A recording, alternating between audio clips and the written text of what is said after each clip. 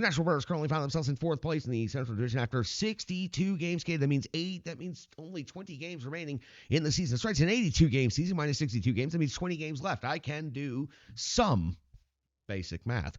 Preds have a record of 35, 25, and 2. 72 points has them 11 points out of first place in the Central Division, 7 points out of an automatic qualifying playoff spot of third, and in the wild card 1 position. I slowed down for emphasis on all of that because, frankly, it's quite remarkable to be saying those words with 20 games remaining in the season. The Nashville Predators have a record of 17-15-0 on home ice, turning that into a positive very quickly on this homestand, and that is where their next game will take place. Overall, in the season, the Predators have scored 199 goals. They have given up 190 against. They have a goal differential of +9 at this moment. Let's update you on the entirety of the Central Division, and let's also add the wild card after that. The Dallas Stars are in first place in the Central Division. They've skated in 63 games in the season. They have 83 points overall. They are 11 points ahead of the Nashville Predators and 2 points ahead of the second place Winnipeg Jets. The Colorado Avalanche are in third place with 79 points, so 4 points separates first through third in the 3-team weave that we've talked about consistently throughout the season. Now, are the Predators a legitimate threat to break into that group? Well, suddenly only 7 points behind means you have to at least look in your rear view mirror and keep an eye on the situation, as the surging Predators on an 8-game winning streak are only 7 points out of the 3-team chase at the top of the division. The Predators leading in wild card 1 with 72 points also have a 7-point lead over the 5th place St. Louis Blues in the Central Division. The Minnesota Wild are in 6th place with 62 points, falling 10 points back from the Predators at this point, and they were so close just recently when they met head-to-head. The Arizona Coyotes are in 7th place with 53 points, and the Chicago Blackhawks in 8th place in last in Central with 35 points on the season. Now, in the wild card, which has become fascinating, the Nashville Predators were on the outside looking in just a handful of games ago. Now, the Nashville Predators are the wild card 1 team, 72 points overall, and LA is the wild card 2 team with 70 points. On the outside looking in is St. Louis in the first slot at 65 points, Calgary at 65, Seattle at 63. So the Nashville Predators have opened up a 7-point cushion on their current playoff position. It is quite incredible and remarkable, again, to be talking about such things at this point in time in the year. Now, moving on from this discussion of standings, let's talk about the Nashville Predators for a moment, then the Canadiens, and then let's talk about the two teams combining to play a hockey game against each other.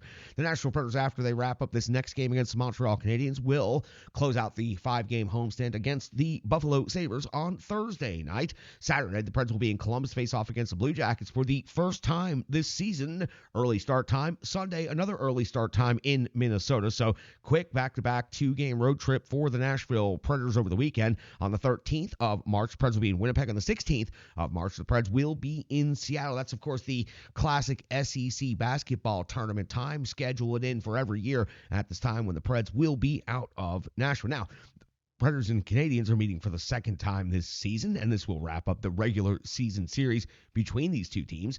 Back on December the 10th is when they met the previous time, and it was in Montreal. The Predators scored the 2-1 victory. UC Saros got the victory, going 36 out of 37 in that game. He was quite good against the Montreal Canadiens. Sissons scored both of the goals for the Nashville Predators. Roman Josi had 2 assists in that game. Allen took the loss, 30 out of 32. Evans scored the goal for Montreal.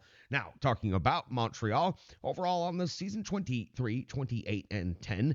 56 points has them 7th overall in the Atlantic Division. On the road, they have a record of 11, 12, and 7. This team manages to get to overtime quite a bit. 173 goals for, 219 goals against. That's a goal differential of -46 in their most recent stretch of play. Let's go back and talk about the last 5 games. It was February the 22nd when the Montreal Canadiens had a 4-1 loss at the Pittsburgh Penguins. On the 24th of February, 4-3 loss at the New Jersey Devils. On the 27th of February, a 4-2 win versus the Arizona Coyotes. On the 29th of February to close out the month, a 4-3 shootout loss at the Florida Panthers, but picked up a point there. And on March the 2nd, a 4-3 shootout loss at Tampa Bay. Again, picking up a point there. So they picked up points in 3 consecutive games. Primu got the start in net. He went 27 out of 30. He did take the loss in the shootout in this game. So between the Nashville Predators and the Montreal Canadiens, let's take a look at the NHL rankings at this point in the season and all of the team numbers.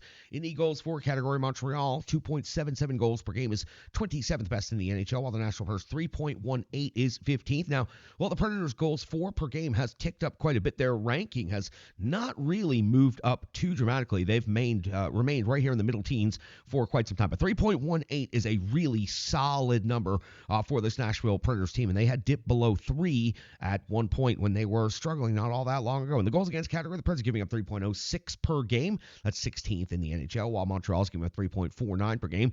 That's 27th in the NHL. In the shots category, 4, the Predators generating 31.2 per game, 13th. Montreal generating 28.3 on net per game. That's 26th in the NHL. In the shots against category, the Predators are giving up 30.3. That's 19th overall. Montreal is giving up 33.3. That is 30th overall, just 2 spots from the bottom of the league. The special teams situation, the Nashville Predators come out on the top side of both of these statistical metrics. Let's start with the power play. 19.7% conversion rate for the Predators, 18th overall, but that doesn't sound as interesting as when you say 42 power play goals on 213 power play opportunities. That's where your raw data works out right there. The Montreal Canadiens power play is 19.3%. They're 21st overall in the NHL, 38 out of 197.